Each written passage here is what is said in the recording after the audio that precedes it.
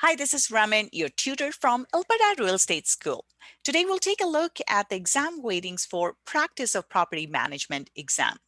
The reason we need to understand the exam weightings or how important each unit is so that we can allocate proper time to it as we are preparing for the exam.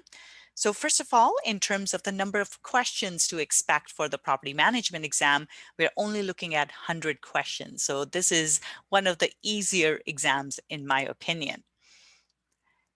And let's take a look at what the allocation is by the unit. So first unit, Introduction to Property Management, it's worth 18% of the mark. So expect around 18 questions on the exam on this. Unit number 2, this is the most important unit for property management exams, property management and the law. It's worth 28%, so around 28 questions on the exam for Unit 2. Unit 3, Leases and Tenancy Agreements, is only worth 7%, so 7 questions on the exam. Unit number 4, also a small unit worth 5%, or 5 questions is what we would expect on the exam. Unit number 5, this is another bigger one, Property Management Accounting. It's worth 14% of the total marks, so expect 14 questions on this one. Unit number 6, Management and Administrative Procedures, is only worth 5%. So again, another unit that is light in terms of the exam.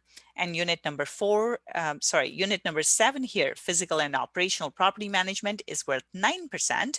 So 9 marks on this. And unit 8, again, worth 9%. So 9 questions is what we would expect on the exam. Unit 9 now, the property management plan here is worth 5% again, so expect 5 questions. So overall, we can see that units 2 and 5, these are the most important units. 1, 2, and 5. Those are the most important units for property management. Some of the units are only worth 5% of the mark. So please keep this in mind as you are preparing or studying for the exam. In terms of number of questions, like we discussed, there will be 100 questions on the exam. All of the questions will be multiple choice, so we don't really need to describe anything or write anything. The time that you'll get for the exam would be 3 hours or 180 minutes, which means per question you have about 1.8 minutes to answer each question. So again, the important thing to remember here is to allocate your time properly. So as you are going through your exam, you do have that opportunity to skip the question and come back to it. So you don't have to worry about not being able to go backwards. This is not the same as what you have on your RECA site where you're not allowed to go back. In the exam, you can go backwards and forwards. You can skip the questions, come back to review them later. Not a problem at all on the exam. So just keep that in mind. And if you get stuck on something, just skip it, come back to it. You may find an answer to it as you're answering some of the other questions, or if you just need to guess, just come back and do it. Just don't get stuck on it and spend a lot of time thinking about it, because what will generally happen is you will be able to finish your exam in time. There's enough time, more than enough time to finish your exam, and then you will have plenty of time left to review the questions that you have missed. So just bear that in mind. The passing percentage for this exam is 70% again.